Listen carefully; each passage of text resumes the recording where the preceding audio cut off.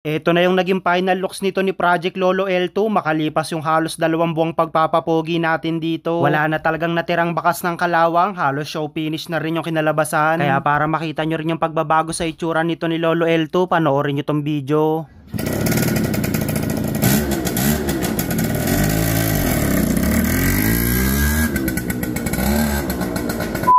Sa mga hindi nakapanood ng unang araw nito ni Project Lolo L2, bali ganito nga pala yung itsura niya dati. May mga iilan na lang tayong gagawin dito para tuluyan na rin matapos to ngayong araw. Nung nakaraang video nga pala natin, hindi ko pa nga pala nalalagyan ng pork oil tong prawn siya. Dahil iro-rolling na kasi natin siya mamaya sa labas, kaya nilagyan ko na tong dalawang siya. Kaya nung napuno na nga pala natin yung loob, ipinwesto ko na nga rin pala yung lagayan ng gauge dito, tapos kinabit ko na rin yung tornilyo sa taas. Pero hindi ko muna nga pala hinigpitan yung tornilyo niyan, kailangan kasi muna natin puwersahin tong shock pababa. Kaya nung naisagad na nga pala namin sa pagkakatulak, saka ko nga pala inisa-isang higpitan tong dalawang lock. Dahil sa maraming nag-aabang dito sa episode ni Project Lolo L2, napakarami na rin nagtatanong sa akin. Marami rin kasing nanonood dito na may napabayaan na L2, parang gusto rin nilang buuin yung mga alaga nila. Sa ganitong klaseng year model kasi na motor, hindi mo talaga makukumpleto lahat ng pyesa nito sa isang tao lang. At dahil Japanese variant nga pala yung ginawa natin dito kay Lolo L2, kaya halos nag-triple talaga yung presyo sa gastos. Kaya sa mga nagtatanong kung magkano nagastos natin dito, sasabihin ko na lang sa susunod natin na video. Pero didepende pa rin sa inyo yan kung ano yung mga piyesang isasalpak nyo. At mabalik muna tayo dito sa mga kinakabit natin na parts. Bali kinuha ko na nga pala yung mudguard nitong rear fender. Hindi rin kasi ganun kahabaan yung tapalodo nito sa likod, kaya kung hindi natin lalagyan nito, siguradong maliligo tayo ng putik. Bali bukod nga pala dun sa likuran, magkakabit din tayo dito sa may bandang harapan para hindi basta-basta dumumi yung makina natin. At pagdating naman dito sa headlight, yung stock na original pa rin yung gagamitin natin. Medyo masakit kasi sa bulsa yung bago nito. Wala na rin ako halos nakikitang nagbebenta ng original na headlight nito, kadalasan puro replacement na. Kung sa mga modelong motor, Stanley yung brand ng mga original na nakasalpak, bali ito Koito naman. At para ma-maintain nga pala natin yung pagiging vintage nito, hindi ko na pinalitan yung kulay ng ilaw, ito pa ring dilaw yung ginamit ko. At dahil all working nga pala yung pagkakatirada natin dito kay Project Lolo L2, pinagana uli natin tong tuti pump niya. Pero bumili na nga pala tayo ng bagong tangke dahil yung luma kasi alanganin na puro yupe. Maglalagay nga rin pala tayo dito ng aluminum emblem para lumabas talaga yung pagiging classic nito ni Lolo L2. Bali didikit nga pala yan, kaya dinahandaan ko lang sa paglalagay para hindi magkamali. Bagong hose na nga rin pala yung gagamitin natin dito sa tangke papunta dun sa pump para sigurado tayo na walang leak. Bali yung pinakasusian nga pala ng L2, nandito nga pala yung nakapwesto sa gilid, sinasalpakan itong pinaka-cover ng battery. May butas nga pala yung na sinusuksukan sa ilalim, tapos ilalagay natin tong pinaka-thread nitong susian. Kaya nung naisagad ko na nga pala sa pagkakaigpit, saka ko tinesting yung susian kung okay pa rin. Bali bukod nga pala dun sa nilagay natin na emblem sa may kanan, maglalagay din tayo dito sa may kaliwa. Bali hindi flat surface yung pagdidikitan natin, kaya medyo inadjust ko lang ng bahagya para pumantay. Walang take to sa paglalagay nito, kaya dapat pantayin muna natin bago tuluyang idikit. At para makumpleto natin yung detalye ng pagiging Japanese variant nito, maglalagay rin tayo ng original na sticker dito sa tangke. Hindi ko alam kung ano yung nakasulat dyan, bahala na kayong mag-google lens kung ano yung nakalagay. Ito yung isa sa nagpahirap sa akin dito kay Project Lolo L2 dahil halos karamihan ng tornilyuhan nga pala yung ulo nito Philip. Pero para ma-maintain natin kung ano yung original na nakasalpak dito sa mga tornilyuhan niya, inisa-isa ko pa rin hanapin. Ultimo nga pala to mga signal light lens natin, parehas yung mga original, Koito yung brand. Kung titignan mo parang napaka-basic lang talaga hanapin ng pyesa nito, pero literal na sumakit talaga yung ulo ko rito.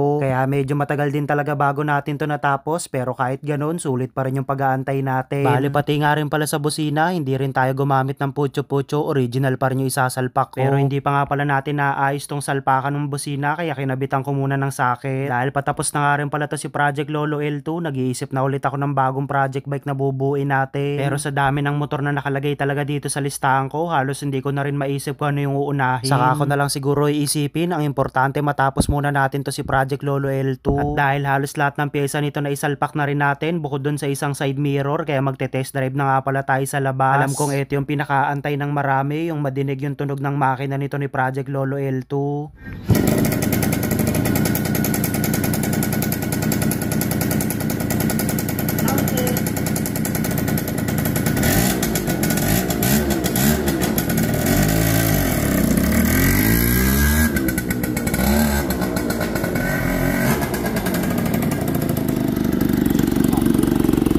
So yun nga, makalipas ngayong 2 buwan na pagpapapogi natin dito kay Project Lolo L2.